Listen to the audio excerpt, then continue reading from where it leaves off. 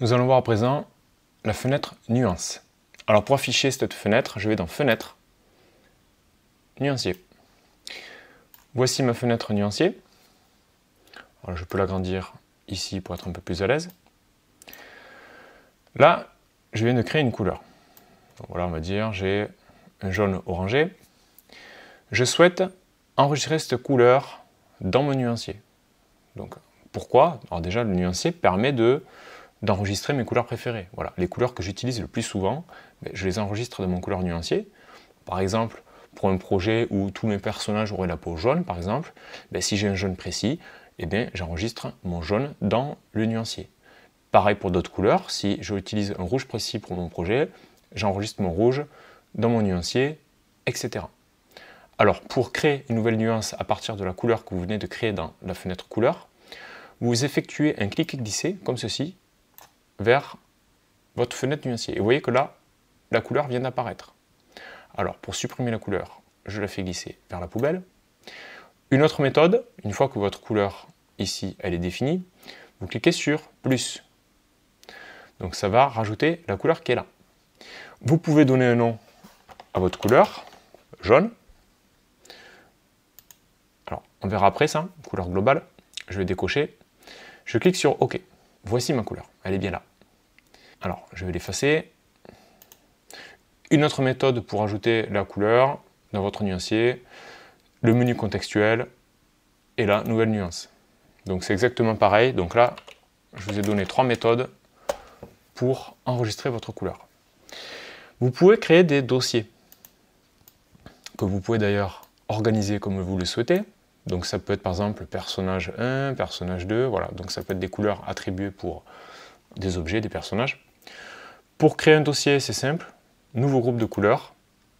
Donc là, je sais pas, je vais l'appeler personnage 1.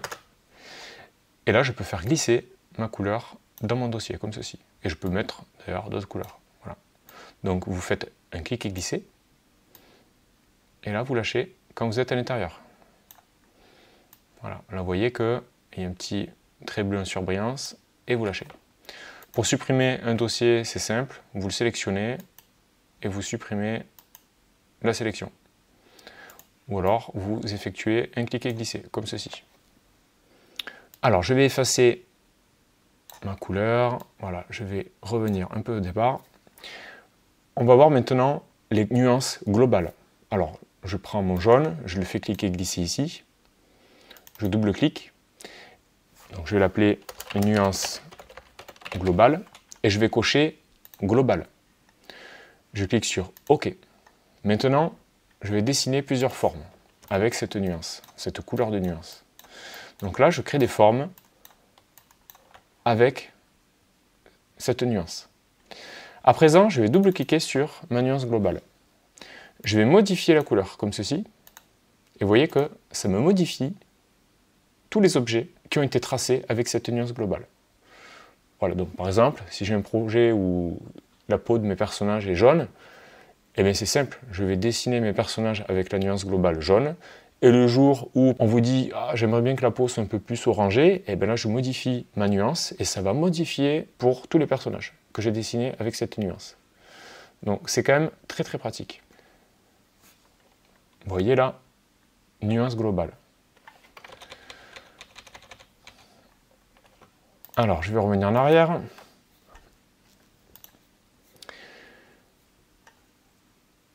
Je vais rentrer ma nuance comme ceci. Ici, vous avez des options de nuance. Donc, c'est exactement pareil que quand vous double-cliquez sur la nuance. Donc, c'est un raccourci, tout simplement. Voilà. Donc, que vous cliquiez ici ou double-cliquiez sur la nuance, c'est exactement la même chose. Autre chose, dans le menu contextuel, vous avez des options. Vous pouvez créer un nouveau groupe de couleurs. Voilà, là, ça me crée un nouveau groupe. Vous pouvez dupliquer un groupe de couleurs. Toujours dans le menu contextuel, vous pouvez supprimer le groupe. Vous pouvez sélectionner les nuances non utilisées. Vous pouvez les trier par nom, par type. Vous pouvez modifier l'affichage ici, donc vignette moyenne, grande vignette. Je vais revenir aux petites vignettes. Ou alors en grande liste, comme ceci. Donc ça va dépendre de vos préférences, tout simplement. Vous pouvez ouvrir la bibliothèque de nuances. Donc là, je peux aller choisir, par exemple, nature. Je peux aller chercher des nuances de feuillage. Pareil, dans ma bibliothèque, minéral. Voilà. Donc ça me donne des couleurs prédéfinies, donc qui peuvent être intéressantes. Voilà, si vous souhaitez utiliser, on va dire, les couleurs proposées par le logiciel. Vous pouvez très bien passer par ici, c'est pareil, vous pouvez passer par là. Donc dans nature, j'ai paysage, voilà. Vous pouvez disposer vos fenêtres comme vous le souhaitez, voilà, vous pouvez les magnétiser. Vous pouvez les imbriquer comme ceci, sous forme d'onglets. Donc c'est assez pratique. Alors, il est également possible de créer un dégradé et de l'amener dans votre nuancier. Donc là, je vais créer ce dégradé et je vais le glisser ici. Vous voyez que mon dégradé se trouve dans ma fenêtre nuancier. Alors là, j'ai un dégradé. Je vais créer un autre dégradé. Voilà, donc j'ai deux dégradés. Et quand je clique sur ce bouton, je peux afficher les nuances de dégradé seulement. Je peux afficher les nuances de couleur seulement ou afficher toutes les nuances. Voilà. Donc ça vous permet de filtrer. Voilà, c'est un filtre. Pour enregistrer votre nuancier sous la forme d'un fichier, menu contextuel, enregistrer la bibliothèque de nuances. Et là, je peux l'appeler Johan, par exemple. Enregistrer. Pour retrouver votre nuancier, pour le charger, vous cliquez sur ce bouton, utilisateur, Johan. Donc là, je retrouve mon nuancier. Voilà. Vous pouvez aussi ouvrir la bibliothèque de nuances ici, utilisateur. Et la voici. Donc, si vous changez d'ordinateur, par exemple, vous pouvez enregistrer votre fichier, le mettre sur le nouvel ordinateur, et là, vous pouvez retrouver votre bibliothèque de nuances personnalisée. Voilà.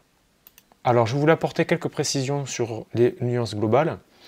Si je crée une nuance et que celle-ci n'est pas globale, et je crée des formes, que je modifie la nuance, eh bien mes formes ne vont pas changer de couleur, hormis l'objet qui est sélectionné, bien évidemment. Voilà, ça c'était pour faire la différence avec une nuance globale. Alors, si je prends une autre couleur que je mets ici, voilà, ça c'est un petit rappel, nuance globale, ok, donc là toutes les formes que je vais créer maintenant avec cette nuance globale, je modifie, et là, tous mes objets créés avec cette nuance globale changent de couleur.